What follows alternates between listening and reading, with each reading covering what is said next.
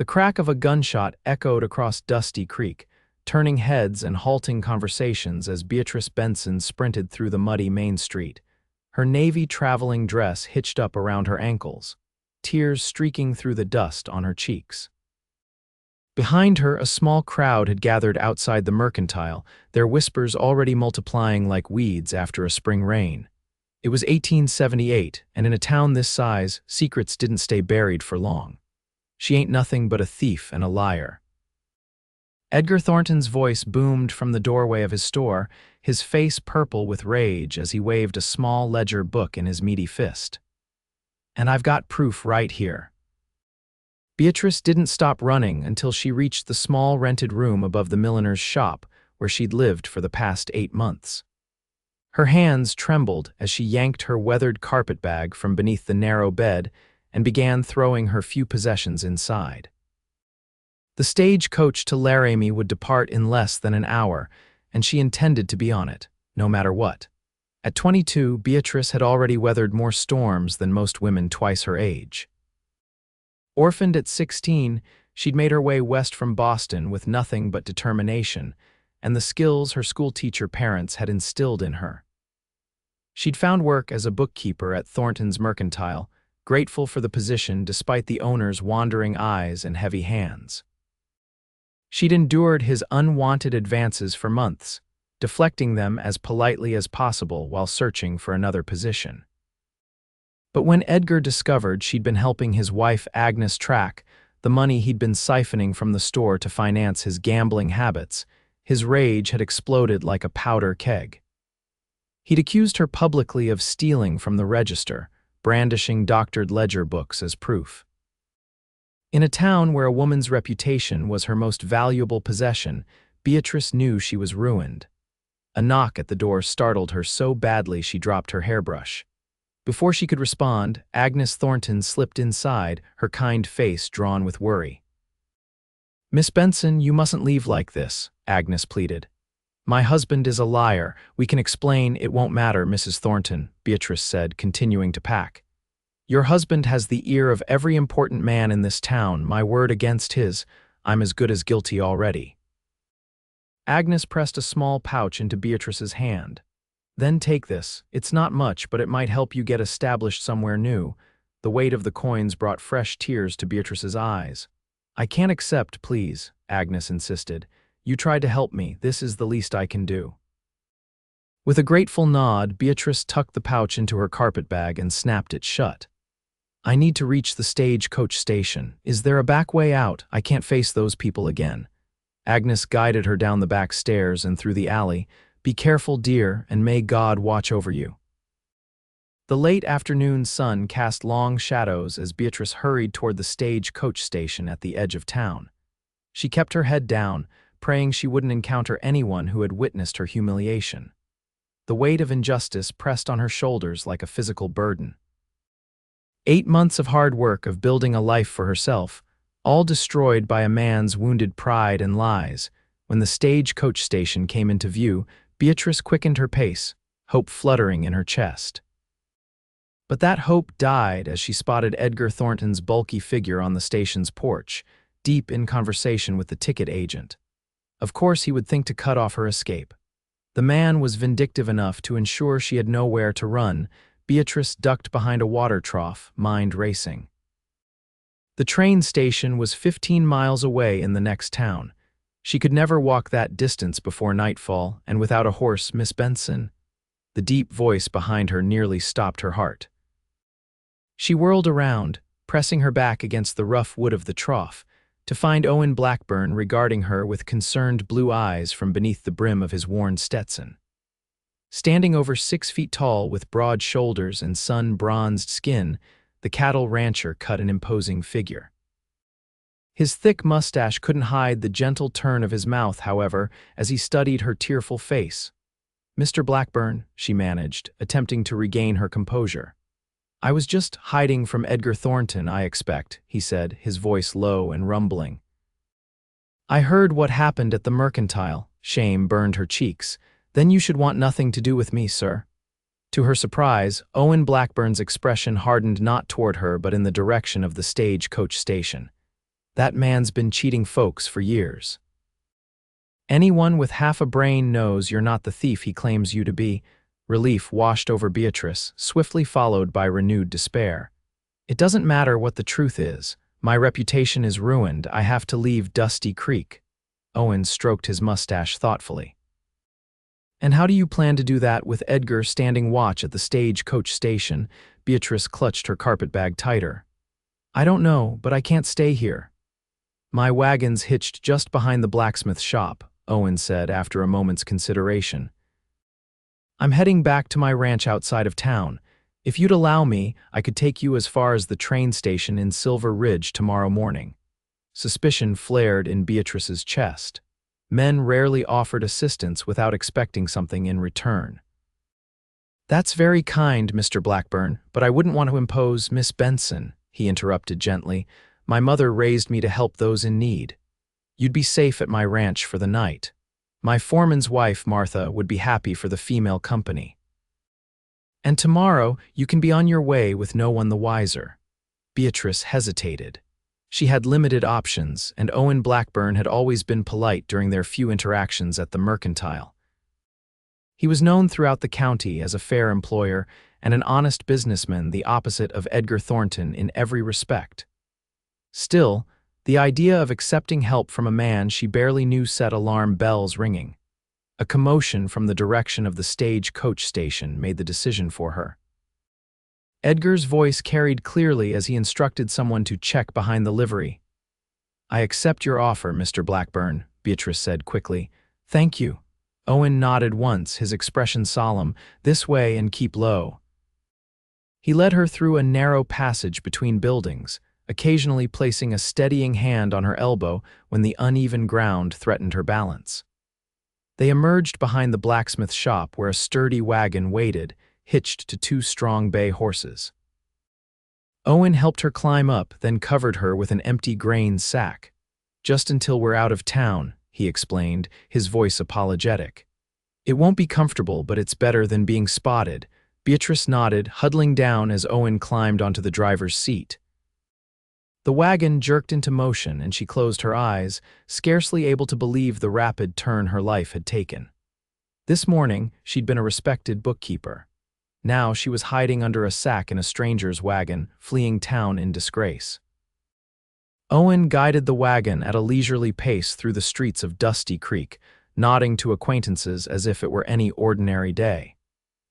When they passed a group of men clearly searching for someone, he tipped his hat and continued on without hesitation. Only once they had left the town limits did he call back to her. You can come out now, Miss Benson. We're clear. Beatrice emerged from beneath the sack, brushing straw from her hair and dress. The vast Wyoming landscape stretched out around them, golden in the late afternoon light. The emptiness was both terrifying and liberating. I can't thank you enough for your help, Mr. Blackburn, she said, settling onto the seat beside him but maintaining a proper distance. Owen kept his eyes on the road ahead. No thanks necessary. What Edgar Thornton did to you wasn't right. The man's had it coming for years. You believe me, then, that I didn't steal from him? Owen glanced at her, his blue eyes serious beneath the brim of his hat. I've done business with Thornton for 5 years. In that time, I've caught him trying to shortchange me no less than a dozen times. So yes, Miss Benson, I believe you.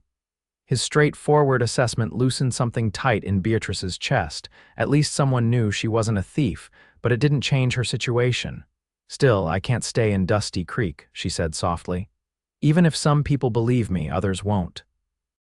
A woman alone can't afford that kind of talk. Owen nodded his understanding. Where will you go? I'm not sure, she admitted. I have a little money saved. Perhaps Denver or Cheyenne, somewhere large enough that no one will know my name or care about my past. They fell into companionable silence as the wagon rolled over the rutted road. After about an hour, Owen turned onto a smaller track that wound through a stretch of pine trees before opening onto a valley. In the distance, Beatrice could make out a substantial log house with several outbuildings clustered nearby. Smoke curled from the chimney, and even from this distance, she could see figures moving about ranch hands finishing their day's work.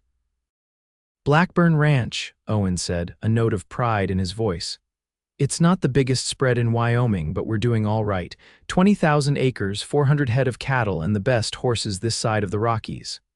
It's lovely, Beatrice replied honestly. The setting sun bathed everything in a warm, golden light that made the modest ranch house look almost magical. As they drew closer, a plump woman with gray, streaked dark hair emerged from the main house, shading her eyes against the setting sun. She waved when she recognized Owen, then looked curiously at Beatrice. "That's Martha," Owen explained. "She and her husband, Frank, have been with me since I started this place 7 years ago. They're good people." Martha's welcoming smile as Owen brought the wagon to a halt confirmed his assessment. She approached with a brisk step that belied her age, wiping her hands on her apron. "Mr. Blackburn, you're late for supper," she chided good-naturedly before turning curious eyes to Beatrice. "And you've brought company." Owen jumped down from the wagon and helped Beatrice descend, treating her with a courtesy that made Martha's eyebrows rise with interest. "Martha, this is Miss Beatrice Benson from town. She's had some trouble and needs a place to stay tonight before catching the train from Silver Ridge tomorrow morning." Understanding dawned in Martha's kind eyes. "The bookkeeper from Thornton's. We heard about the ruckus in town when Frank went for supplies." She took Beatrice's hand in both of hers. "You poor dear, that man's a menace. Come inside and have some supper. You look dead on your feet." Overwhelmed by the unexpected kindness, Beatrice could only nod her thanks as Martha led her toward the house. Behind them, Owen called to a young ranch hand to take care of the horses and wagon. The interior of the Blackburn Ranch house was surprisingly comfortable. A large main room served as both kitchen and living area, with a massive stone fireplace dominating one wall. The furnishings were sturdy and practical, but touches like colorful quilts and curtains softened the masculine space. Delicious aromas wafted from a pot bubbling on the large cast iron stove. "Sit yourself down," Martha instructed, guiding Beatrice to a chair at the long wooden table. "You've had a shock, and there's nothing like a hot meal to steady the nerves." "I don't want to be any trouble," Beatrice began, but Martha waved away her protest. "Nonsense. We always make plenty. The men will be in shortly." She ladled rich beef stew into a bowl and placed it before Beatrice along with a thick slice of fresh bread. "Eat up now." Owen entered a few minutes later, having washed the dust of travel from his hands and face. His dark hair, damp from water, curled slightly at the nape of his neck. He'd removed his coat, and the blue chambray shirt he wore stretched across broad shoulders that spoke of years of physical labor despite his position as the ranch owner. "Martha been taking good care of you?" he asked, settling into the chair across from Beatrice. "She has," Beatrice replied. "You're both very kind to help a stranger." A weathered man with a salt and pepper beard entered then, followed by 4 younger cowboys. They removed their hats respectfully upon seeing Beatrice. "Miss Benson, this is Frank," Owen introduced the older man. "And these reprobates are some of my hands, Joe, Hank, Tom, and Daniel." The men nodded politely before taking their places at the table. Martha served them all with efficient movements, and soon the room was filled with the sounds of hearty eating and casual conversation. No one pressed Beatrice about why she was there, following Owen and Martha's lead in treating her simply as a welcome guest. After the meal, when the cowboys had returned to the bunkhouse and Frank had gone to check on a pregnant mare, Martha showed Beatrice to a small bedroom off the main room. "It's not fancy," she apologized, "but the bed's clean and comfortable." "It's perfect," Beatrice assured her, touched by the woman's thoughtfulness. "I can't tell you how much I appreciate." "No need for that," Martha interrupted gently. "Mr. Blackburn told me what happened in town. That Thornton is a snake in the grass, always has been." "You believe I didn't steal from him?" Beatrice couldn't keep the wonder from her voice. Martha's laugh was like warm honey. "Child, I've known Owen Blackburn for 7 years, and in all that time, I've never seen him misjudge a person's character. If he says you're honest, then you are." She patted Beatrice's hand. "Now get some rest. Morning comes early on a ranch." Left alone, Beatrice sat on the edge of the narrow bed and finally allowed herself to truly feel the events of the day. Tears came hot and fast, but they were as much from relief as from distress. She had found kindness when she most needed it, even if it was just for one night. She unpacked her nightgown and washed quickly at the basin Martha had provided. Through the thin walls, she could hear Owen and Martha conversing in low tones in the main room. Though she couldn't make out the words, the concern in their voices was evident.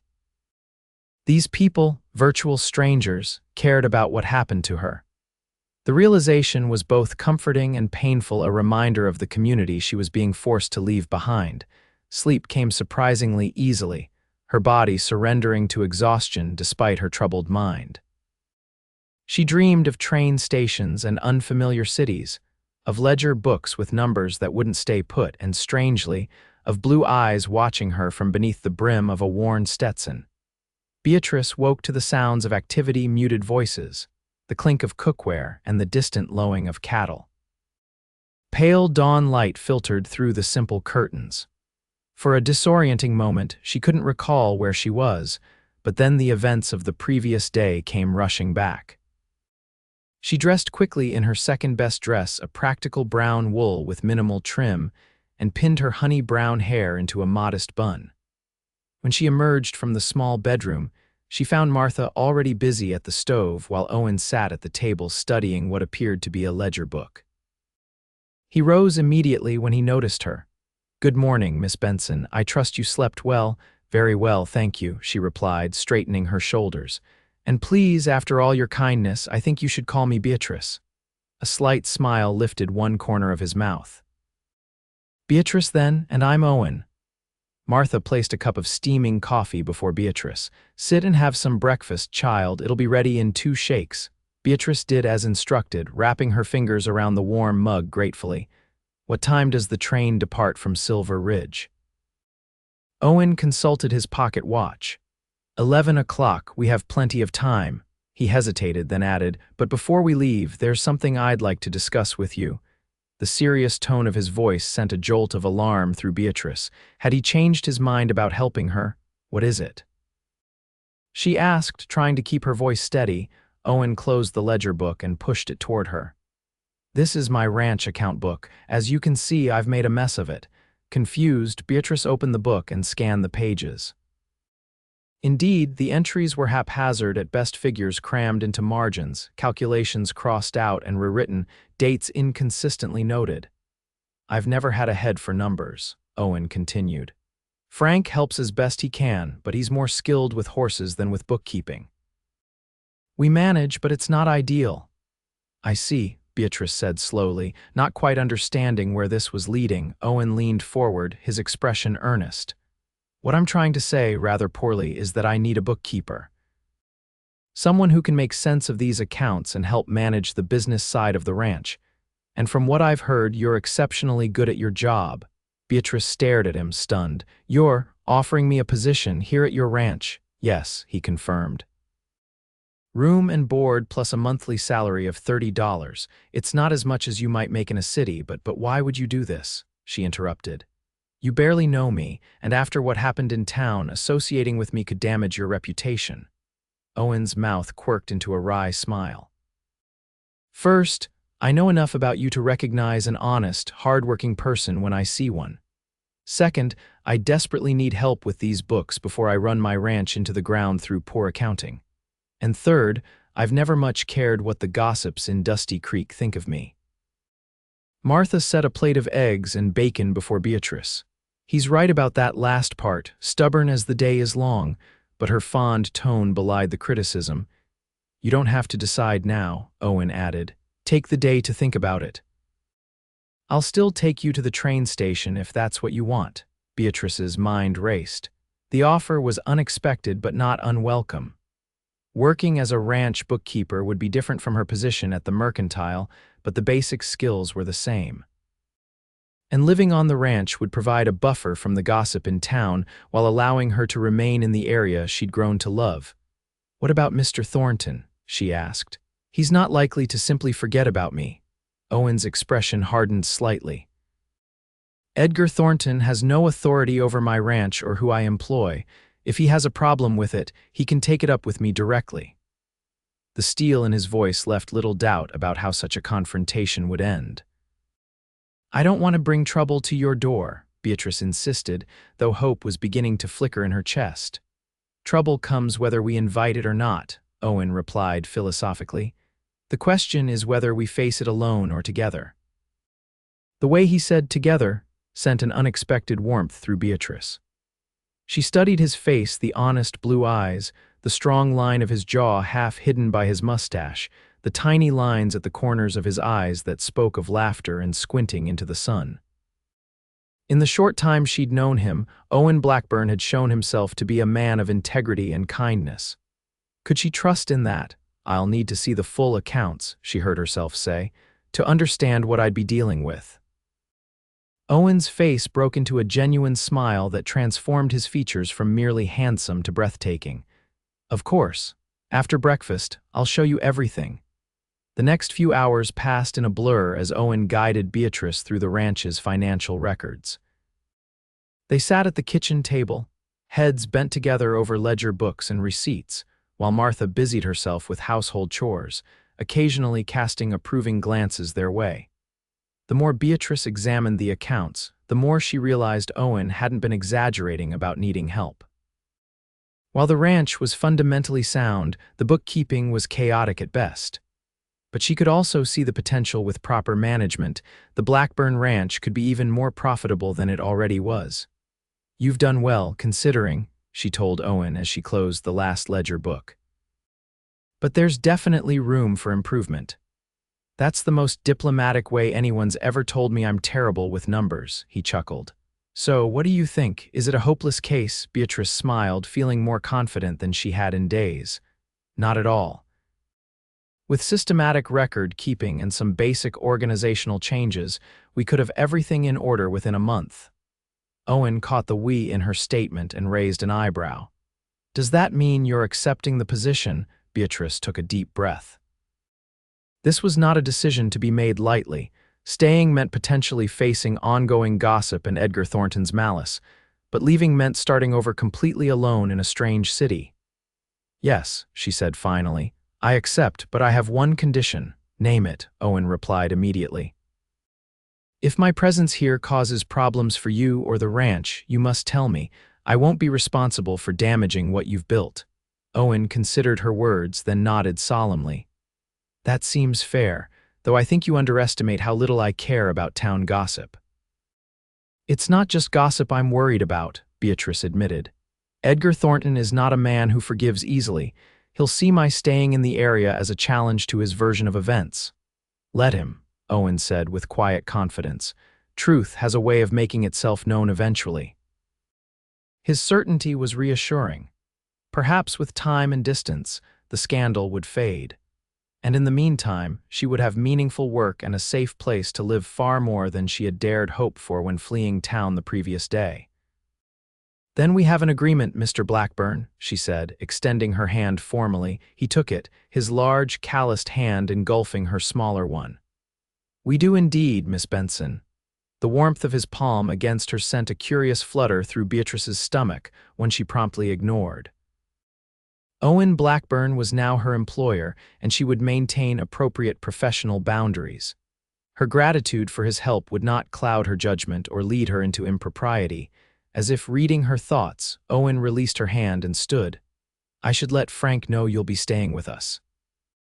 And I suppose we won't be making that trip to Silver Ridge after all."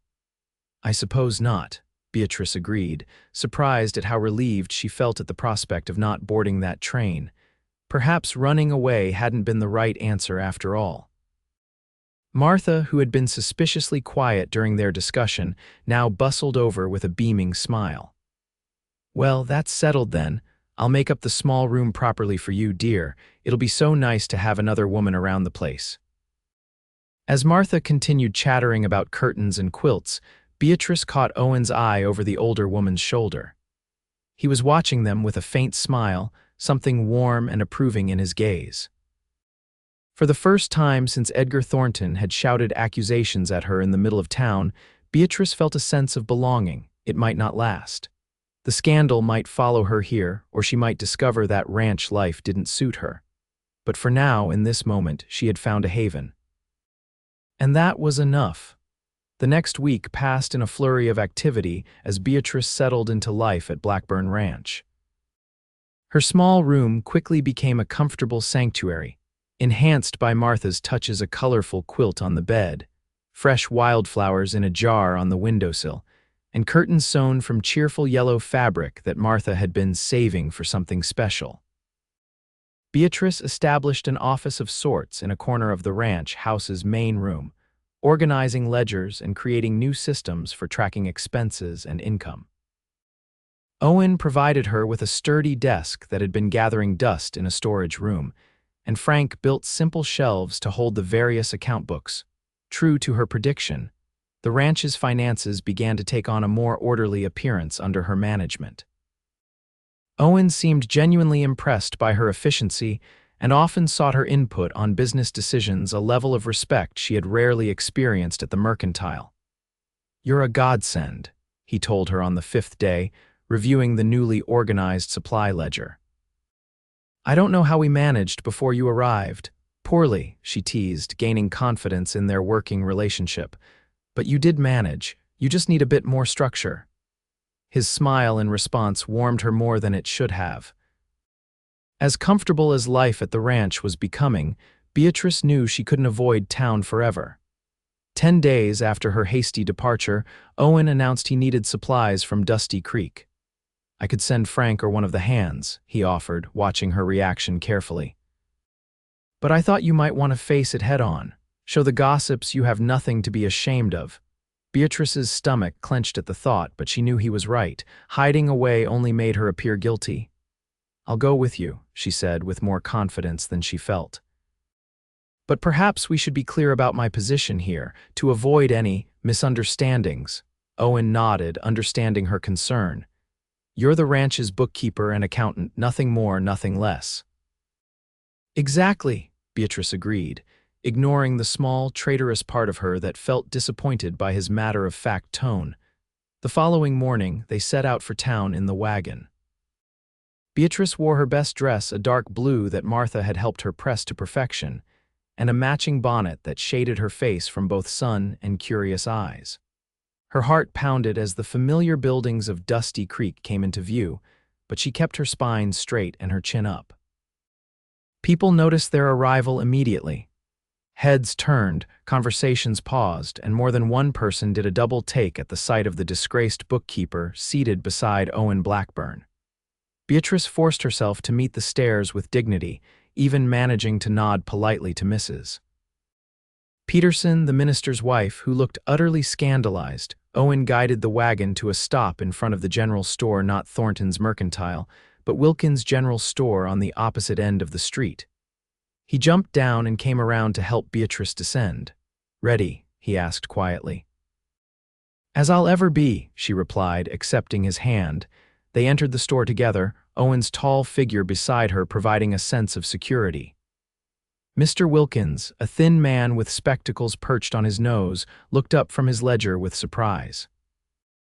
"Mr. Blackburn," he greeted, his eyes darting to Beatrice, "and, Miss Benson, this is unexpected." "Mr. Wilkins," Owen replied evenly. "Miss Benson is now employed as the bookkeeper at my ranch. We're here for supplies." The storekeeper's eyebrows shot up, but he recovered quickly. "I see. Well, what can I help you with today?" As Owen began listing needed items, the bell above the door jingled, announcing the arrival of more customers. Beatrice turned to see Agnes Thornton entering, accompanied by 2 other ladies from town. Agnes froze when she spotted Beatrice, then hurried forward, ignoring her companion's attempts to hold her back. "Miss Benson," she exclaimed, genuine pleasure lighting her features. "I was so worried when you disappeared. No one knew where you'd gone." "Mrs. Thornton," Beatrice greeted cautiously, aware of the avid interest from everyone in the store. "I'm well, thank you." Agnes glanced at Owen, understanding dawning in her eyes. "You're at the Blackburn Ranch, as..." "Miss Benson is my bookkeeper," Owen stated clearly, his voice carrying through the now silent store. "And a damn fine one at that." A murmur rippled through the small crowd that had gathered. Beatrice could practically see the wheels of gossip beginning to turn. Before anyone could ask the questions clearly burning on their tongues, the door burst open again to reveal Edgar Thornton himself. The mercantile owner stopped short at the sight of Beatrice, his face darkening with anger. Well, well, the thief returns to the scene of her crime. Bold move, girl. Owen stepped forward, placing himself slightly in front of Beatrice. That's enough, Thornton. Miss Benson is here on legitimate business. Edgar sneered. Legitimate, is that what they're calling it these days when a single woman lives under a bachelor's roof? Gasps and whispers erupted around them. Beatrice felt her face flush with humiliation, but before she could respond, Agnes Thornton spoke up. Edgar, you will stop this right now, she said, her normally quiet voice firm with unexpected authority. You know perfectly well that Miss Benson never stole a penny. It was you who doctored those books to hide your gambling losses. The store fell deathly silent. Edgar's face paled, then flushed deep red. Agnes, you don't know what you're talking about. Get back home before you embarrass yourself further. I know exactly what I'm talking about, Agnes continued, seemingly drawing courage from her initial outburst. I've known about your gambling for years. Miss Benson was only helping me understand the extent of it when you discovered us and decided to make her the scapegoat. Edgar took a threatening step toward his wife, but Owen moved to intercept him. I wouldn't, he warned quietly. The mercantile owner looked around, suddenly aware of the many witnesses to his humiliation. His gaze landed on Beatrice, hatred burning in his eyes. This isn't over, he snarled before storming out of the store. In the stunned silence that followed, Agnes approached Beatrice, hands trembling but resolve apparent in her face. I should have spoken up sooner. I'm so sorry for what my husband did to you. You have nothing to apologize for, Beatrice assured her, deeply moved by the woman's courage. Thank you for telling the truth. Mr. Wilkins cleared his throat awkwardly. Well, Miss Benson, it seems I owe you an apology as well. We all jumped to conclusions based on Thornton's accusations. Others in the store murmured similar sentiments, looking shamefaced. Beatrice felt a weight lifting from her shoulders. It wouldn't erase the scandal completely, but Agnes's public statement had gone a long way toward vindicating her. Owen completed their purchases efficiently, and they left the store with promises to return soon. As they loaded supplies into the wagon, several townspeople approached to offer tentative greetings to Beatrice, a marked change from the cold stares of earlier. That went better than expected, Owen commented as they pulled away from town, the dust of Dusty Creek settling behind them. Thanks to Mrs. Thornton, Beatrice agreed, still amazed by the woman's intervention. I never expected her to speak up that way, Owen glanced at her. Sometimes people surprise you. Agnes has lived under Edgar's thumb for years. Perhaps seeing you stand your ground gave her courage. The idea that her actions might have inspired Agnes was humbling. I hope she'll be all right. Edgar seemed furious. The minister and his wife were there, Owen assured her. I doubt they'll let him harm her, at least not physically. And from the looks of things, Agnes might finally be finding her voice. They rode in companionable silence for a while, each lost in thought. Finally, Beatrice spoke. Thank you for standing beside me today. It meant more than I can say. Owen's hands tightened briefly on the reins. No thanks necessary, I only spoke the truth.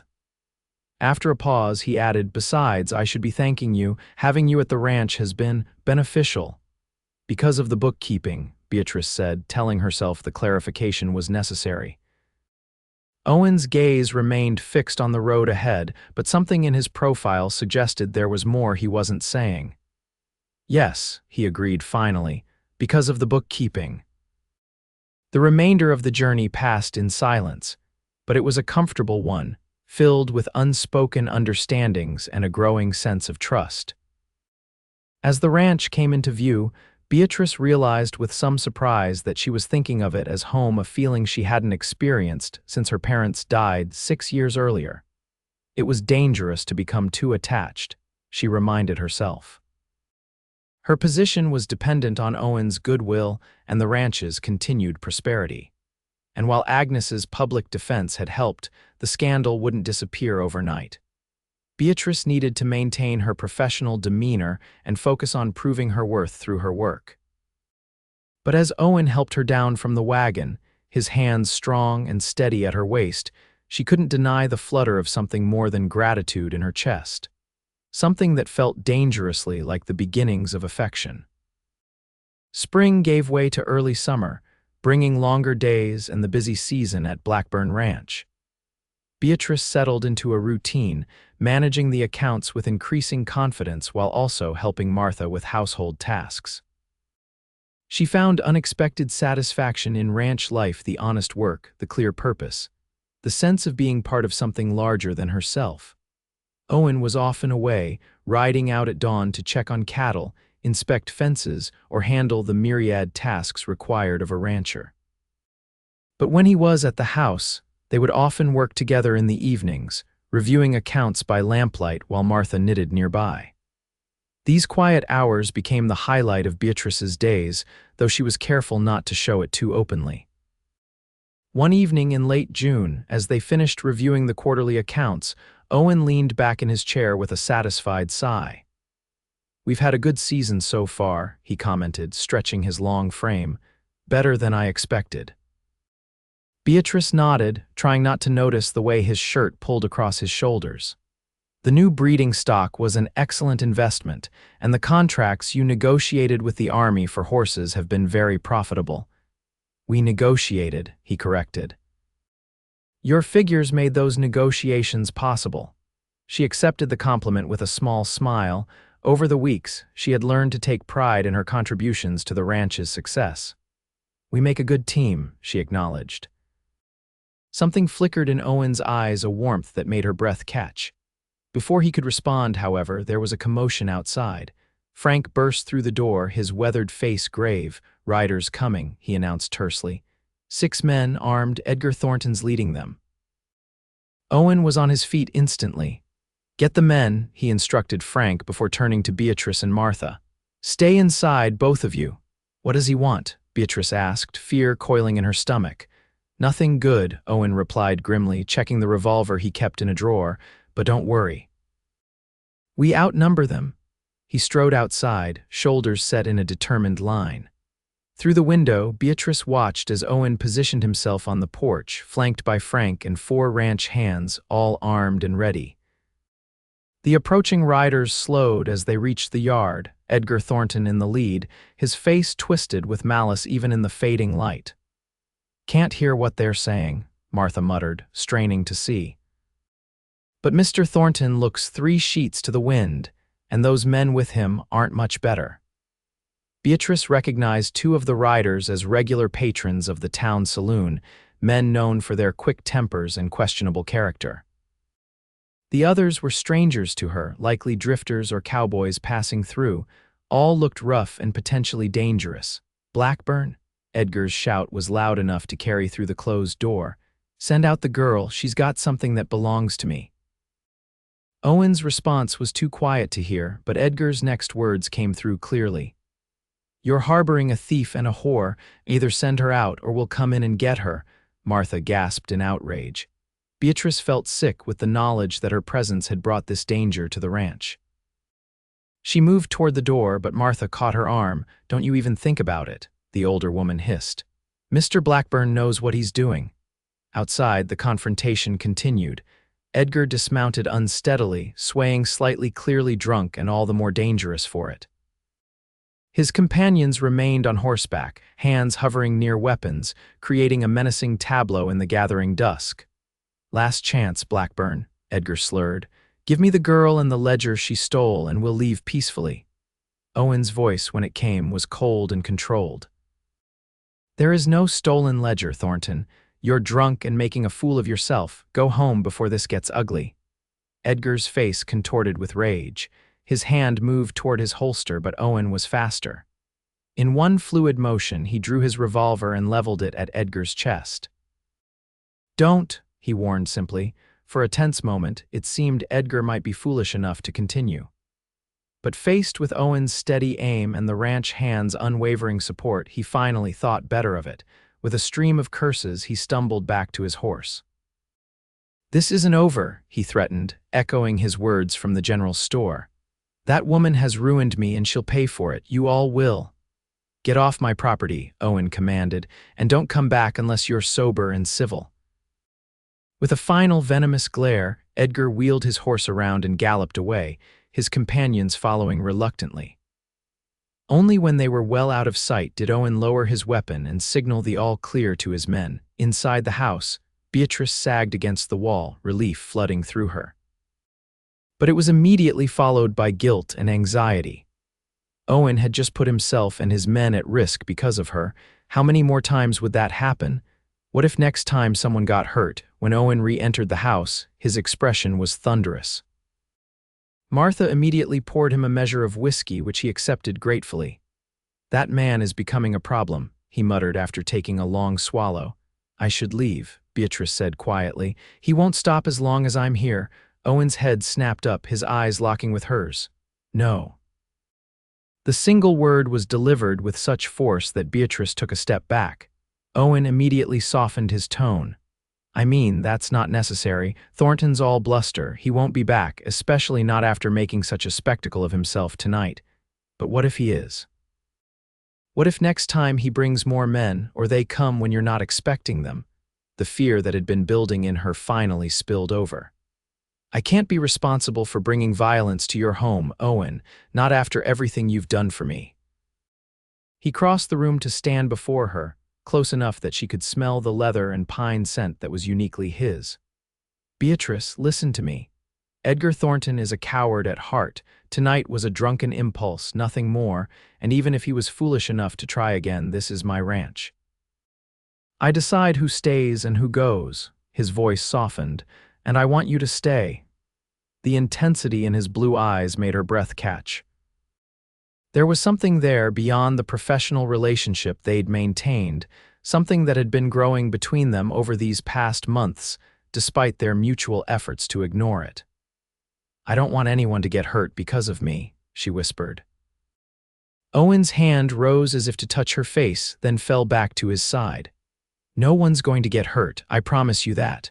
Martha cleared her throat pointedly, reminding them they weren't alone. Owen stepped back, the moment broken but not forgotten. "I'll have the men take extra watches for a few nights, just to be safe," he said, his tone returning to businesslike. "But I meant what I said, Beatrice. This is your home now for as long as you want it to be home." The word echoed in her mind as she retreated to her small room later that night. Despite the frightening confrontation, there was comfort in knowing Owen considered her presence at the ranch permanent rather than temporary. It had been a long time since she had belonged anywhere or to anyone. Not that she belonged to Owen Blackburn, she hastily corrected herself. Their relationship was professional, with perhaps the beginnings of friendship. If she sometimes caught him looking at her with an expression that suggested more, well, that was likely just her imagination. Still, as she drifted towards sleep, she couldn't help remembering the protective stance he'd taken in the face of Edgar's threats, or the quiet intensity with which he'd said he wanted her to stay. For the first time in years, Beatrice allowed herself to wonder if perhaps happiness, real, lasting happiness, might be possible after all. True to Owen's prediction, Edgar Thornton did not return to the ranch. The extra guards were maintained for a week, then gradually relaxed as it became clear the threat had passed. Life settled back into its pleasant routine, with one significant difference. The boundaries between employer and employee seemed to be shifting in subtle ways. Owen began finding reasons to spend more time at the house checking accounts that could have waited, discussing minor ranch matters that previously wouldn't have warranted mention. He brought Beatrice wildflowers he'd found while riding the range and asked her opinion on books he was reading. For her part, Beatrice found herself looking forward to his returns with an eagerness that went beyond professional interest. The change didn't go unnoticed. Martha watched their interactions with knowing eyes, but kept her observations to herself. Frank occasionally exchanged amused glances with his wife when Owen made a particularly transparent excuse to seek Beatrice's company. Even the ranch hands seemed aware that something was developing between their boss and the bookkeeper, though they were careful not to comment directly. July brought scorching heat and the annual Founders' Day celebration in Dusty Creek. Owen surprised Beatrice by asking if she would accompany him to the festivities. "It would be good for you to be seen in town again," he explained, though his slight nervousness suggested other motivations. "Show everyone you're not hiding away." Beatrice hesitated, remembering her last encounter with Edgar Thornton. "Are you sure that's wise? Mr. Thornton is likely to be there." "All the more reason to go," Owen replied firmly. "We can't let him think he's scared you away." After a pause, he added more softly, "Besides, I'd enjoy your company." The simple admission sent warmth spreading through her chest. "Then yes, I'll go with you." The day of the celebration dawned bright and clear. Beatrice spent more time than usual on her appearance, selecting her nicest dress, a pale blue cotton with white trim that Martha had helped her alter to better fit her slender frame. She arranged her hair in a more elaborate style than her usual practical bun, allowing a few soft curls to frame her face. When she emerged from her room, Owen was waiting in the main room. He wore a clean black suit with a crisp white shirt, his dark hair neatly combed, his mustache trimmed. He looked so handsome that Beatrice momentarily lost her train of thought.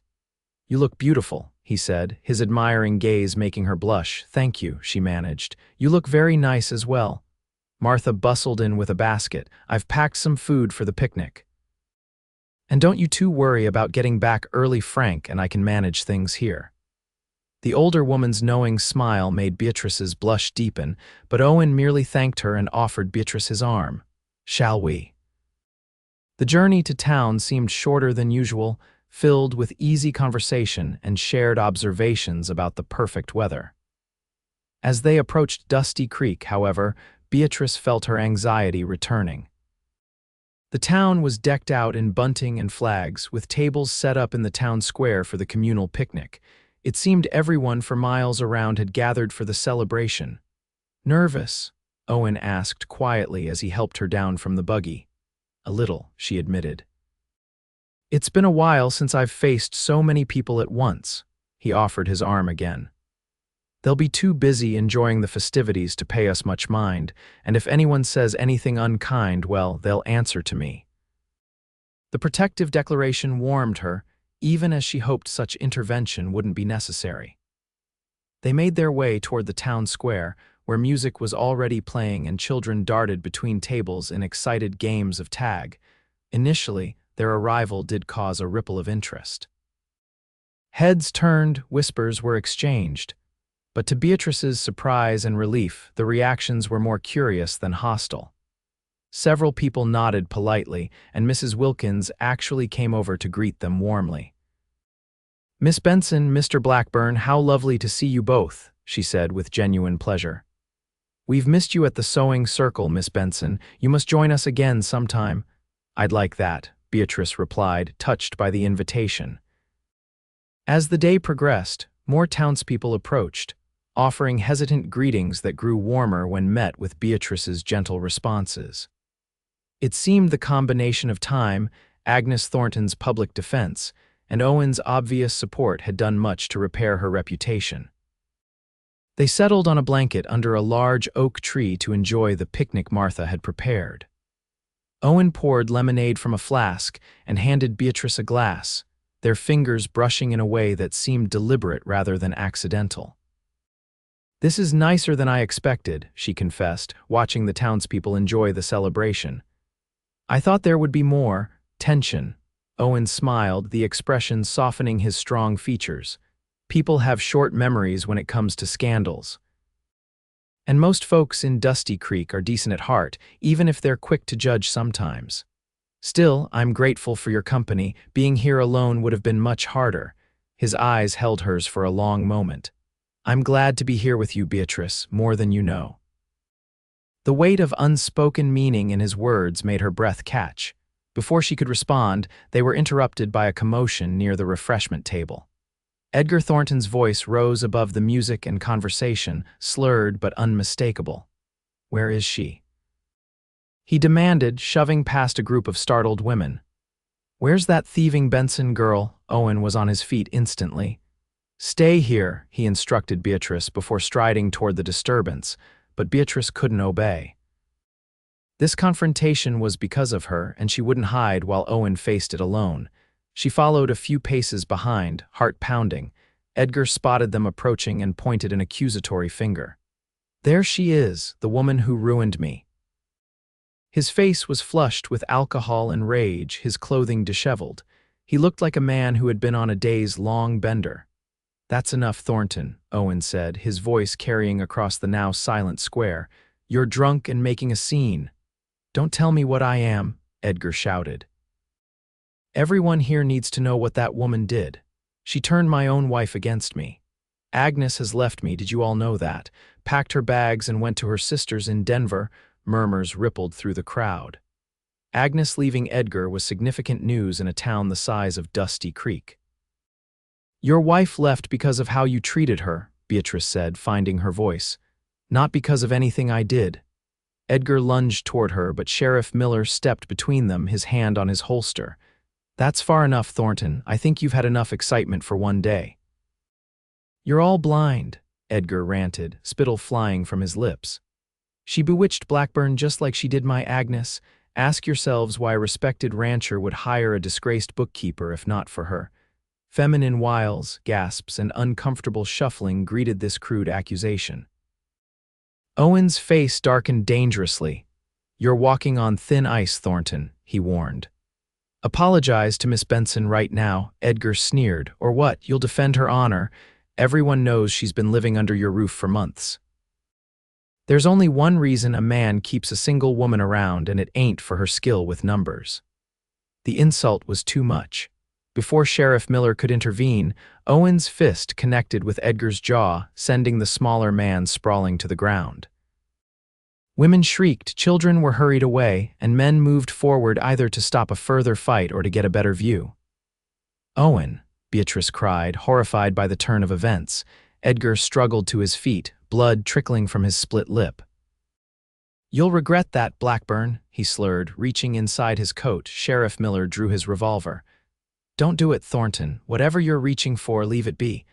For a tense moment, it seemed Edgar might ignore the warning. Then, with a final venomous glare at Beatrice and Owen, he spat on the ground and staggered away toward the saloon.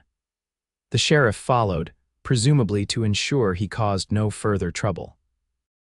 As the crowd began to disperse, buzzing with gossip about the altercation, Beatrice felt a sinking sensation in her stomach. Just when her reputation had started to recover, Edgar Thornton had managed to cast fresh doubts on her character and her relationship with Owen. "I'm so sorry," she whispered when they were relatively alone again. "This is exactly what I feared would happen." Owen flexed his right hand, wincing slightly at the bruised knuckles. "Don't apologize, I only wish I'd hit him harder. But now everyone will think, they'll assume." She couldn't bring herself to articulate the crude implications Edgar had made. "Let them think what they want," Owen said firmly. "We know the truth." But what was the truth? Beatrice wondered as they gathered their picnic things and made a subdued departure from the celebration. Their relationship had been evolving into something beyond employer and employee, but neither had put it into words. Now Edgar's public accusations had forced the issue into the open in the worst possible way.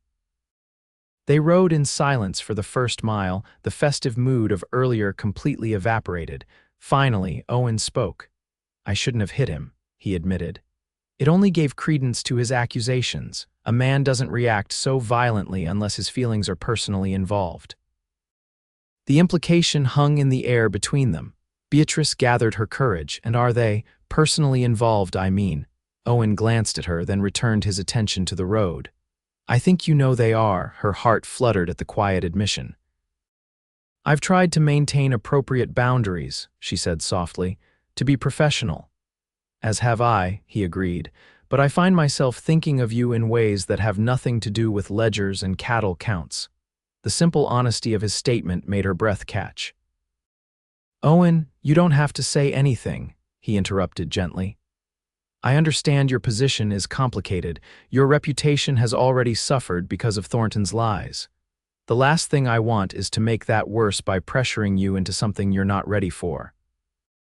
Beatrice studied his profile, the strong jaw, the straight nose, the sincerity evident in every line of his face. Over the past months, she had come to know Owen Blackburn as a man of integrity, kindness, and quiet strength, a man very different from Edgar Thornton and his ilk. "What if I am ready?" she asked, her voice barely above a whisper.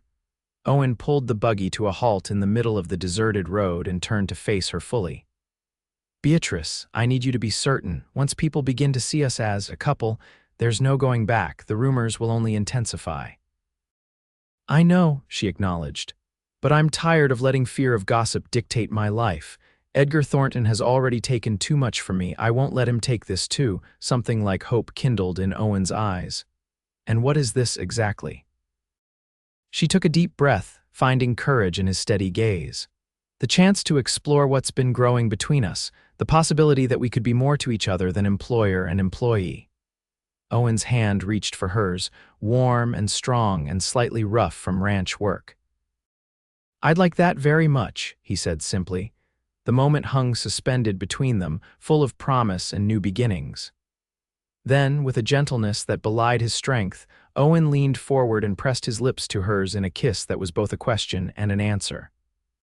It was brief but tender, a perfect first kiss that left Beatrice feeling both steadier and more breathless than before. When Owen drew back, his smile held a wonder that matched her own. "We should get back to the ranch," he said reluctantly. "Martha will be wondering what happened." As they continued homeward, hands still linked on the seat between them, Beatrice felt a curious lightness in her chest.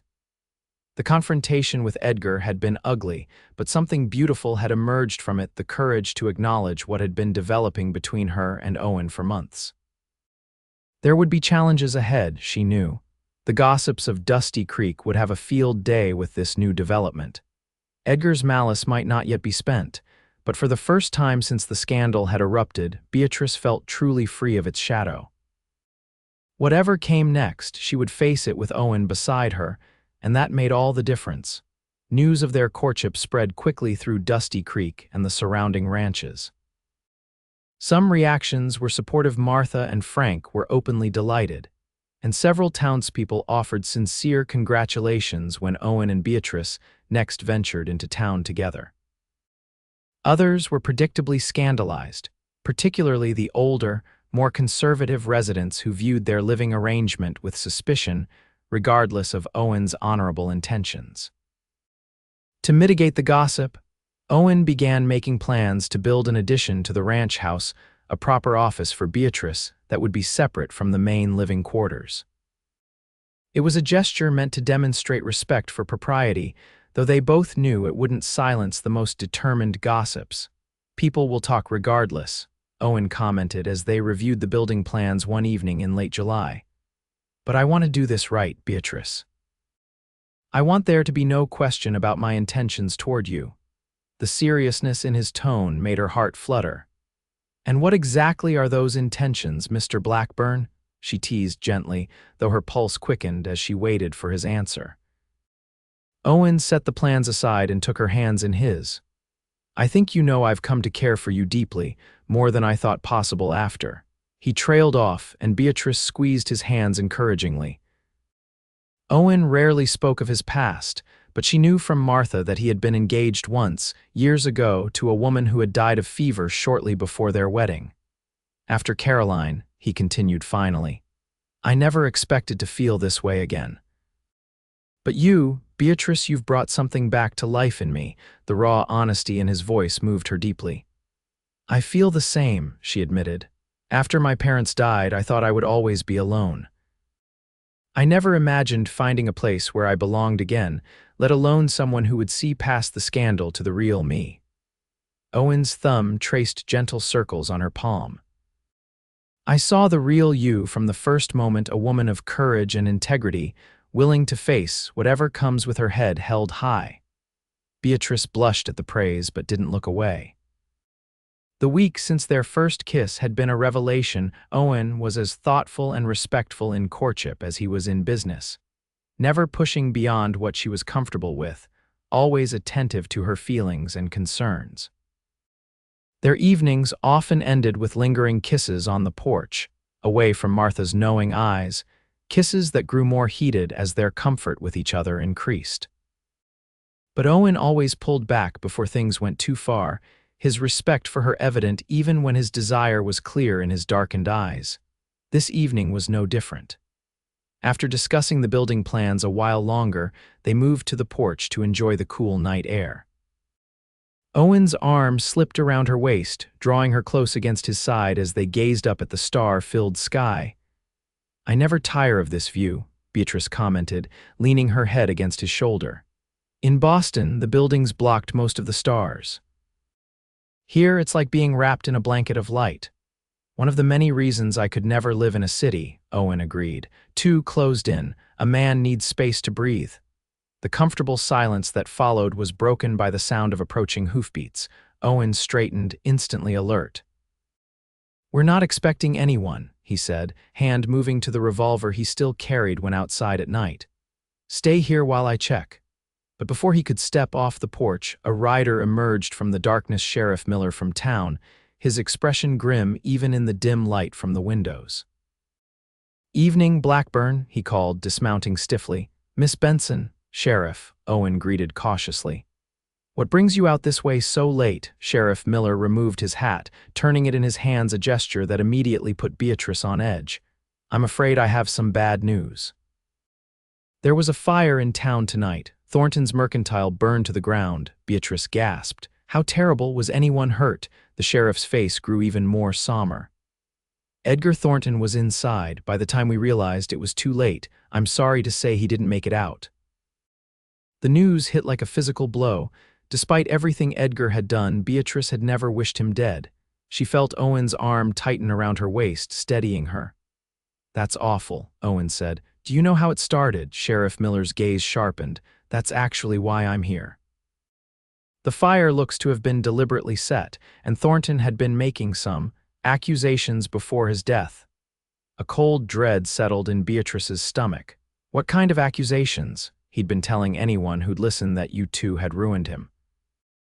"That Miss Benson stole from him and you, Blackburn, stole his wife's loyalty." The sheriff looked uncomfortable. "Some folks are suggesting one of you might have had reason to want him silenced permanently." Owen's posture stiffened. "That's ridiculous."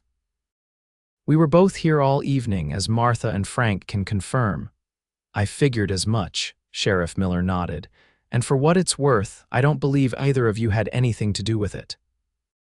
Thornton had plenty of enemies, gambling debts, business rivals, not to mention his own wife who recently left him, but I had to check, you understand."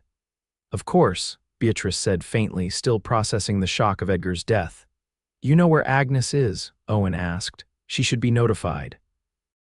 "Already sent a telegram to her sister's place in Denver," the sheriff confirmed. "Expect she'll be back for the funeral, though can't say I'd blame her if she stayed away." He replaced his hat. "Anyway, I won't keep you further. Just wanted to deliver the news in person and clear the air about those rumors before they took root." After the sheriff departed, Beatrice and Owen remained on the porch, the peaceful evening irrevocably altered by the tragic news. "I can't believe he's gone," Beatrice said softly. "Despite everything, I never wished him harm." Owen pulled her closer. "I know you didn't. Neither did I, though I can't pretend I'll miss his harassment. Who do you think could have done such a thing?" Owen sighed. "Like the sheriff said, Thornton had many enemies. It could have been anyone or even an accident, despite appearances. He'd been drinking heavily since Agnes left, might have knocked over a lamp." The practical assessment was likely correct, but it didn't lessen the shock. Edgar Thornton had been a constant, if unwelcome, presence in Beatrice's life for over a year. His sudden absence left her with complicated feelings, relief that his threats and accusations were finally ended, but also a strange emptiness, as if a chapter had closed without proper resolution. "What happens now?" she wondered aloud. Owen pressed a gentle kiss to her temple. "Life goes on. The town will mourn, there will be a funeral, and then people will move forward. It's the way of things out here." His matter-of-fact acceptance helped settle her tumultuous thoughts. "You're right, of course, it just seems so final." Death usually is, Owen replied with simple honesty. All we can do is live our own lives as fully and honorably as possible while we have the chance. He turned her gently to face him. Which is why I've been thinking a lot lately about our future, Beatrice. The serious note in his voice captured her full attention. Oh, in the soft glow of lamplight from the windows, Owen's expression was both vulnerable and determined. I know we haven't been courting long by conventional standards, but I also know what I feel for you is real and lasting. I don't want to rush you, but I need you to know that I see a future for us together not as employer and employee, but as husband and wife. Beatrice's breath caught at the unexpected declaration. Owen, I'm not formally proposing yet, he clarified quickly. I want to do that properly when you're ready. I just wanted you to know the direction of my thoughts, the direction of my heart. Tears pricked at Beatrice's eyes, tears of wonder and gratitude and overwhelming affection for this good, honorable man who had stood beside her through scandal and hardship, who had seen her worth when others had doubted it. My heart is traveling in the same direction, she admitted softly. Has been for some time now. The smile that bloomed on Owen's face was like sunrise after a long night. He drew her into his arms, and his kiss was a promise of protection, of partnership, of a future built on mutual respect and deepening love.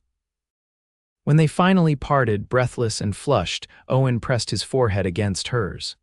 When the time is right, he murmured, I want to do this properly. You deserve nothing less.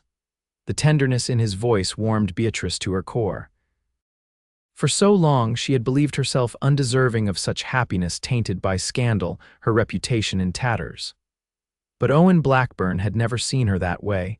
In his eyes, she was whole and worthy and desired. As they stood together under the vast Wyoming sky, the future stretching before them like an open road, Beatrice silently thanked whatever twist of fate had brought her to his door on that desperate day months ago. From the depths of shame and despair, she had found her way to this moment held safely in the arms of a man who would proudly stand beside her, no matter what came. Edgar Thornton's funeral was a subdued affair. Despite his prominence in town, few genuine mourners attended the service. Agnes returned from Denver, composed and dignified in her widow's black, accepting condolences with quiet grace. She sought out Beatrice afterward, pulling her aside for a private word. I want you to know I don't blame you for any of this, she said firmly. Edgar made his own enemies through his actions. What happened was tragic, but it wasn't your fault. Beatrice was deeply touched by Agnes's concern. Thank you for saying that, and I'm truly sorry for your loss despite everything. Agnes's smile was tinged with sadness. It's strange. I mourn the man I thought I married years ago. The Edgar who died was someone I barely recognized anymore. She squeezed Beatrice's hands. But enough of that. I hear congratulations might soon be in order for you and Mr. Blackburn. Beatrice blushed. We're courting, nothing formal yet. Well, he'd be a fool to let you get away, Agnes said with surprising warmth. And Owen Blackburn is no fool. The conversation left Beatrice feeling lighter, as if a final shadow had been lifted from her shoulders. With Agnes's forgiveness, the last link to her troubled time at the mercantile seemed finally broken. Life at Blackburn Ranch continued to evolve. The addition to the house was completed in early August, a spacious office with large windows that flooded the room with light, complete with built-in shelves for the ledgers, and a large oak desk that Owen had specially commissioned from the carpenter in Silver Ridge. It's beautiful, Beatrice breathed when he showed her the finished space. Far nicer than I need for simple bookkeeping. Owen smiled, pleased by her reaction. You deserve a proper workspace, and maybe someday it could serve as a schoolroom as well. The implication that he envisioned children in their future brought a flush to Beatrice's cheeks, but also a warm glow of anticipation. The idea of a family with Owen, of building a life together at the ranch, felt right in a way nothing else ever had. As summer gave way to autumn, their courtship deepened. Owen took Beatrice on proper outings, picnics by the creek that ran through his property, a trip to Silver Ridge for the county fair, even a formal dinner at the new hotel in Dusty Creek, where they danced under the approving eyes of much of the town.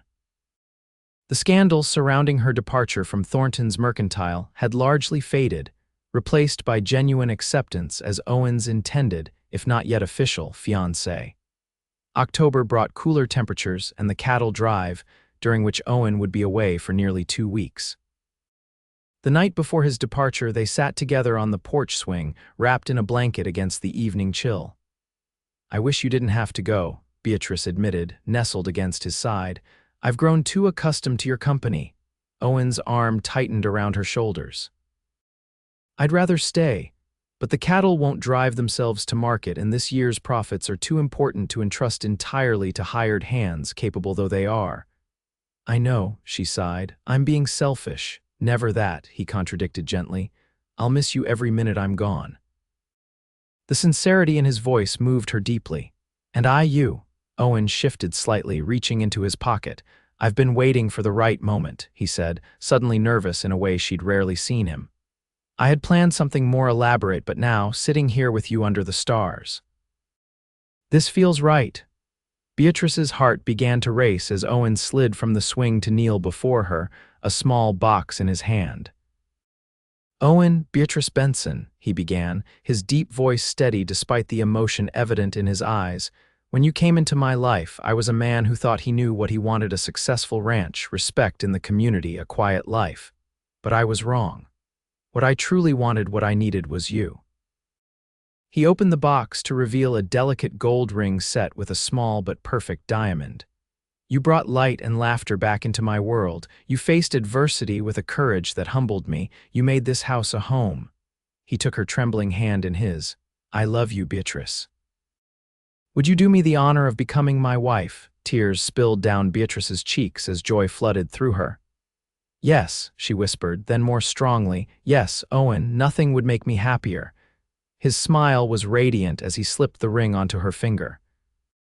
It fit perfectly, catching the moonlight as he rose to take her in his arms. His kiss was tender at first, then deepening with a passion that had been building between them for months. When they finally broke apart, both breathless, Owen rested his forehead against hers. "I was thinking we might marry when I return from the cattle drive, unless you'd prefer a longer engagement," Beatrice laughed softly. "Are you suggesting we marry in 2 weeks? Too soon?" he asked, suddenly unsure. "I don't want to rush you, but I've waited a lifetime for you, Beatrice." "I don't want to waste another day." The naked longing in his voice stirred answering desire within her. 2 weeks sounds perfect, she decided. Just enough time for Martha to help me prepare, but not so long that I'll drive myself mad missing you. Owen's expression brightened. "Really?" "You're certain?" "Completely," she assured him, stroking his beloved face. "I've found my home, Owen. It's not this ranch or even this town, it's you. Wherever you are, that's where I belong." His kiss was a seal on her words, a promise of the life they would build together. When they finally returned inside, Martha took one look at their glowing faces and the ring on Beatrice's finger and burst into delighted tears. "Finally," she exclaimed, hugging them both. "Frank owes me $2. He said you'd wait until after the cattle drive to propose." Owen laughed. "Should have known you two would have a wager going." "And she says we're getting married when you return," Beatrice added, still scarcely able to believe it herself. Martha's eyes widened. 2 weeks. Mercy, that doesn't leave much time. We'll need to plan the menu, and your dress, and the church will need to be reserved." Her initial shock quickly gave way to efficient planning. "Never you mind, we'll manage. Won't be the first quick wedding in these parts, and I dare say few have been as deserving." As Martha bustled off to begin immediate preparations, muttering about cake recipes and floral arrangements, Owen drew Beatrice back into his arms. "Are you sure about this?" he asked once more. "We could wait until spring, have a proper celebration. I've never been more sure of anything," Beatrice interrupted, rising on tiptoes to kiss him softly. 2 weeks is already too long to wait to become your wife." The certainty in her voice seemed to satisfy him. He held her close, his heartbeat strong and steady against her cheek. "I'll come back to you as quickly as I can," he promised. "You'd better," she teased. "I don't want to have to explain to the preacher why the groom is missing." The following morning, Beatrice stood with Martha in the yard, waving as Owen and his men rode out with the cattle. The autumn sun gilded Owen's figure as he turned for a final look back, raising his hat in salute before disappearing over the ridge. The diamond on Beatrice's finger caught the light, a tangible reminder that this parting was temporary, the last they would face as anything less than husband and wife. The 2 weeks of Owen's absence passed in a whirlwind of wedding preparations. News of their engagement spread quickly through Dusty Creek, generating a wave of genuine congratulations and offers of assistance. Beatrice was touched by the community's response, especially from those who had once viewed her with suspicion. Mrs.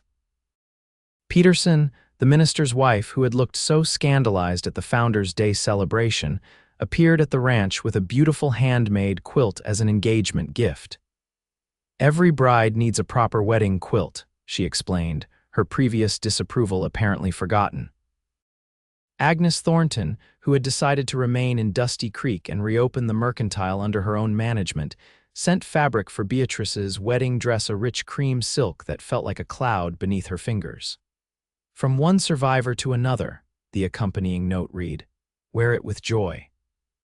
Martha proved herself an organizational marvel, coordinating food preparation, decorations, and all the myriad details required for even a modest wedding. Under her guidance, the ranch house was transformed, floors polished to a shine, silver buffed, windows sparkling in the autumn sunlight.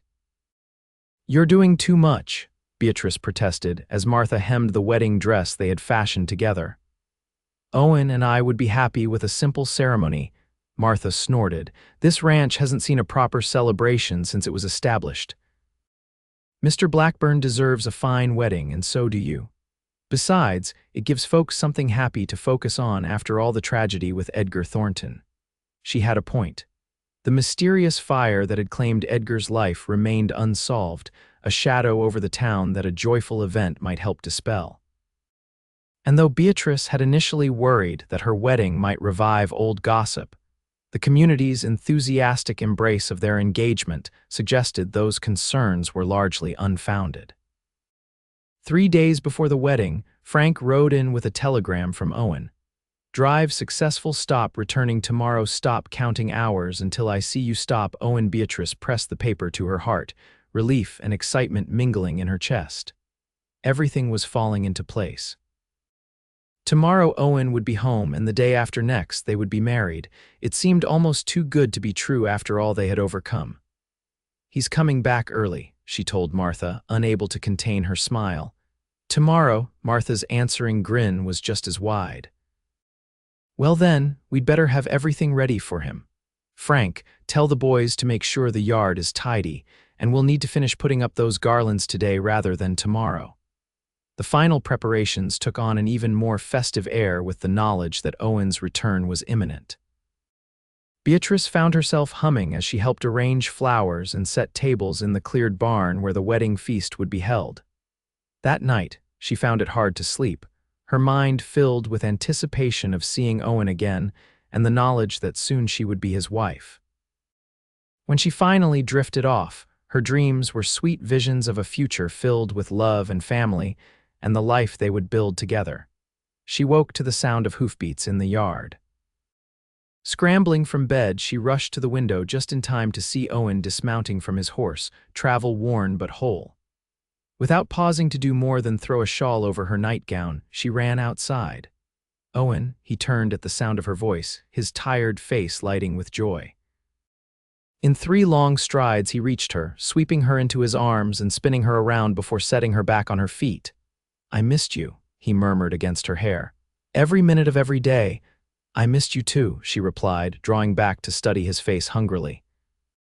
He looked exhausted but happy, his skin bronzed from 2 weeks in the sun, his eyes bright with love as they met hers.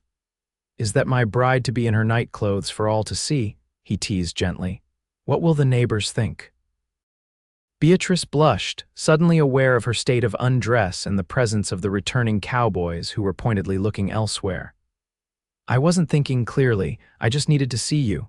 Owen's smile softened. "And I needed to see you. But perhaps we should continue this reunion inside before Martha has my hide for compromising your virtue days before the wedding." As if summoned by her name, Martha appeared at the door, hands on hips but eyes twinkling. "Miss Benson, back inside this instant. And you, Mr. Blackburn, get yourself cleaned up before you think about stepping foot in my kitchen." Their laughter followed Beatrice back to her room, where she dressed properly before joining the others for a celebratory breakfast.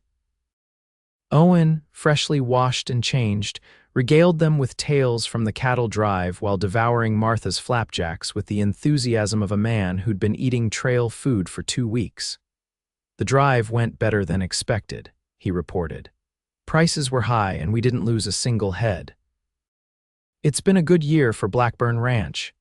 And it's about to get even better," Frank commented with a knowing smile at Beatrice. Owen's gaze softened as it met hers across the table.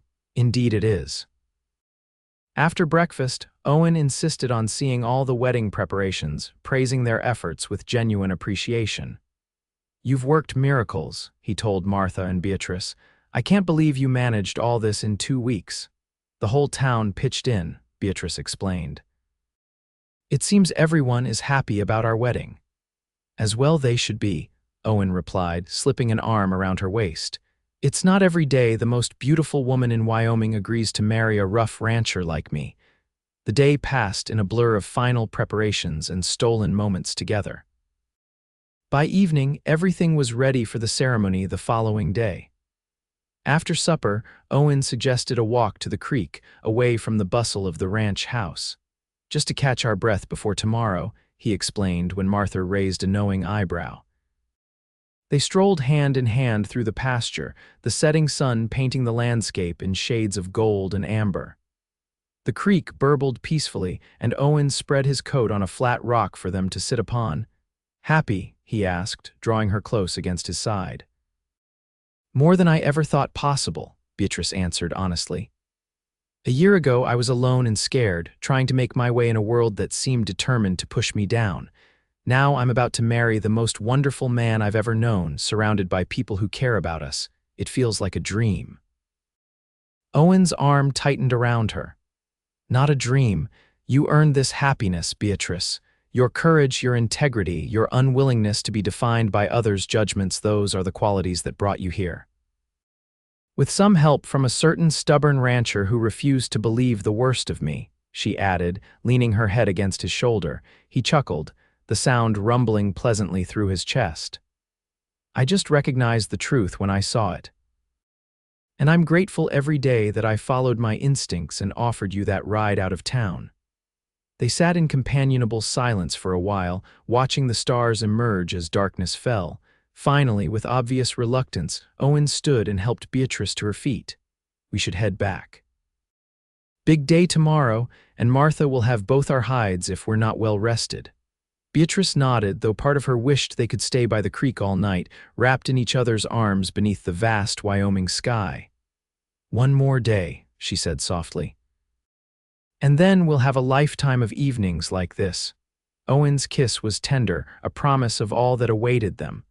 "A lifetime," he echoed, "still doesn't seem long enough to love you as you deserve." Hand in hand, they walked back to the ranch house, where Martha was waiting to shoo them to their separate rooms with stern reminders about tradition and propriety. Beatrice fell asleep that night with a smile on her lips, dreaming of the man who would become her husband when the sun rose again. The wedding day dawned clear and crisp, a perfect October morning with just enough bite in the air to make the warmth inside the church feel welcoming rather than stifling. Beatrice stood in a small room at the back of the church, Martha fussing with the folds of her cream silk gown and the crown of autumn flowers that adorned her honey-brown hair, worn loose down her back at Owen's request. "You look absolutely beautiful," Martha declared, stepping back to survey her handiwork with misty eyes. Like an angel, Beatrice smoothed nervous hands down the front of her dress. "Do you really think so? It's not too simple." "It's perfect," Martha assured her.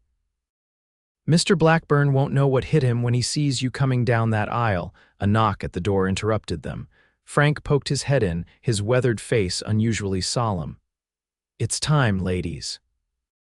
Church is full to bursting, and the groom looks like he might wear a hole in the floor with his pacing if we don't get started soon.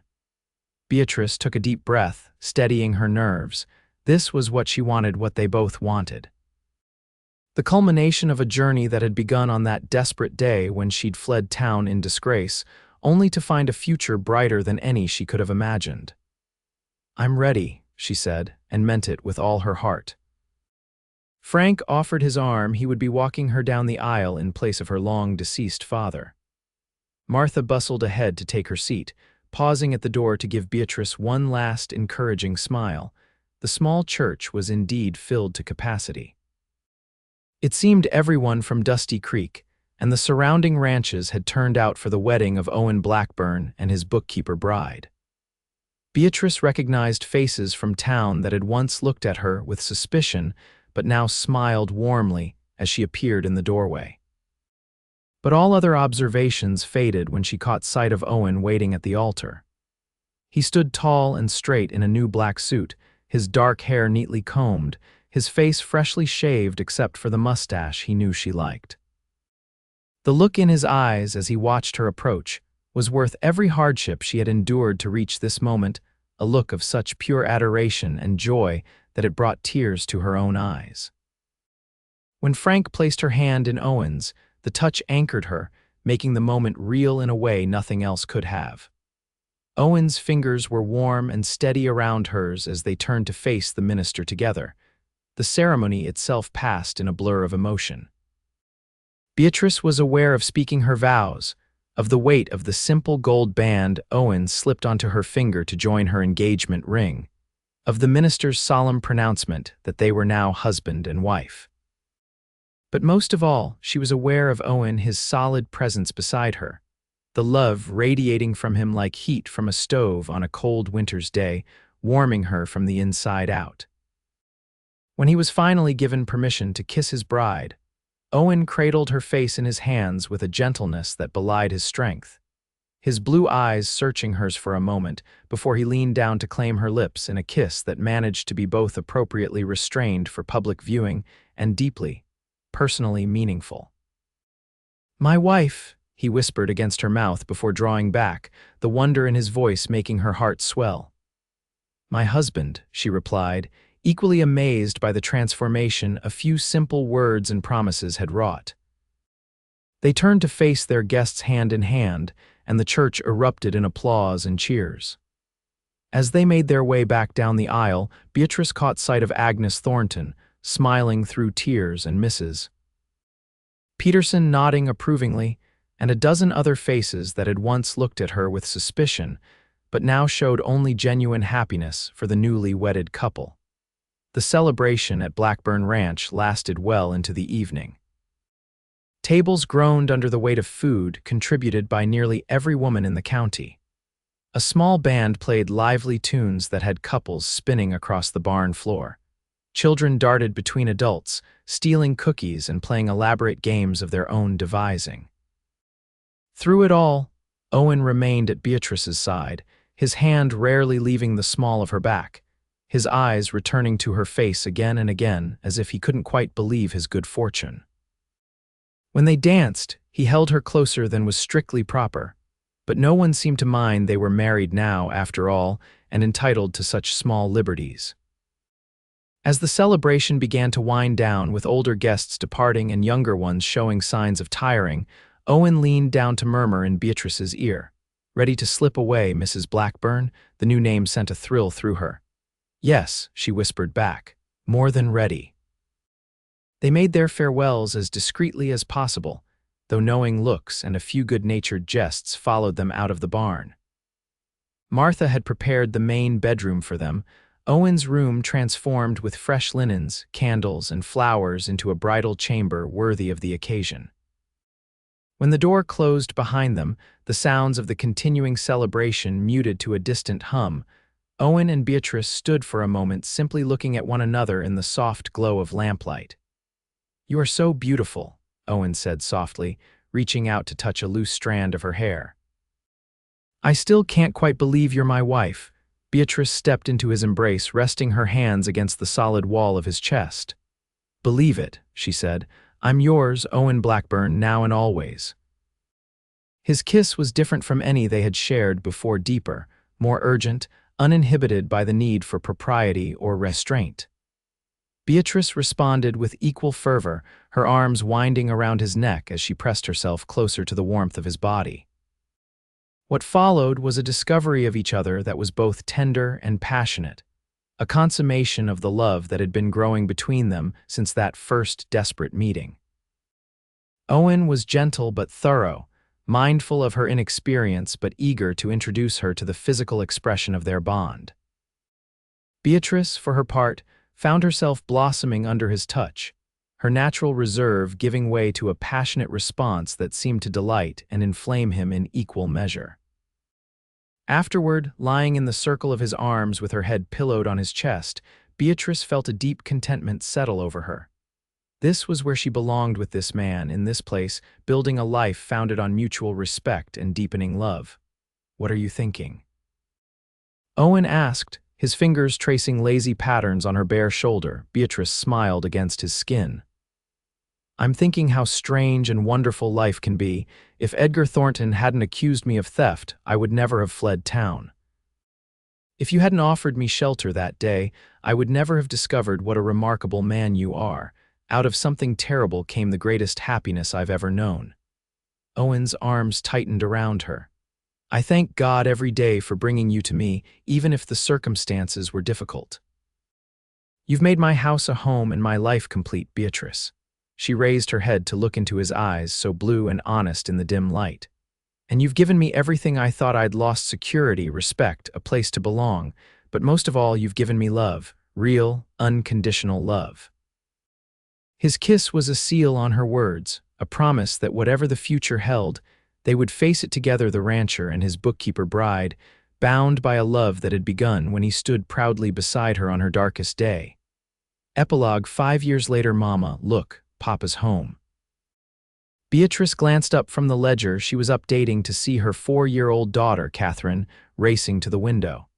Sure enough, a familiar figure on horseback was approaching the ranch house, accompanied by 2 of the hands. "So he is," Beatrice smiled, closing the ledger and rising to meet her husband. "Let's go welcome him, shall we?" Catherine needed no further encouragement, darting out the door with the boundless energy of childhood. Beatrice followed more sedately, one hand resting on her swollen belly where their second child grew. Owen dismounted in time to catch his daughter as she launched herself at him. "There's my little wildcat," he laughed, swinging her up into his arms. "Have you been good for your mama?" "Yes, Papa," Catherine assured him solemnly, though the mischievous twinkle in her blue eyes, so like her father's, suggested the answer might not be entirely truthful. Owen set her down and turned to Beatrice, his face lighting with the same joy it always showed when he looked at her. 5 years of marriage had only deepened the bond between them, each challenge and triumph bringing them closer together.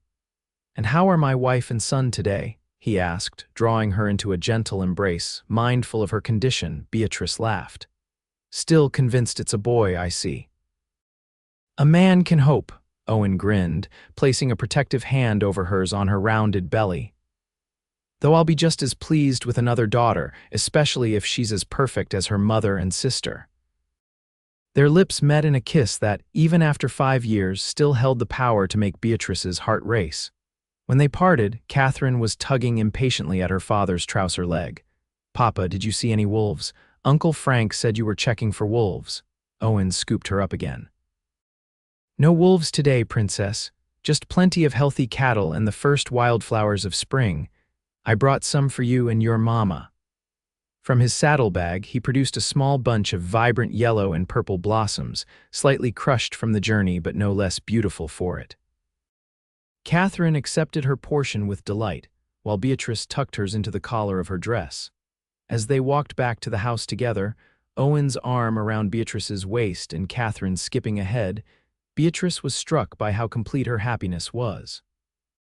The ranch had prospered under their joint management, expanding to include new pastureland and a growing reputation for quality horses as well as cattle. The small office where she had first organized Owen's chaotic accounts had expanded along with their business, though she now did much of her work at the kitchen table to be near Catherine.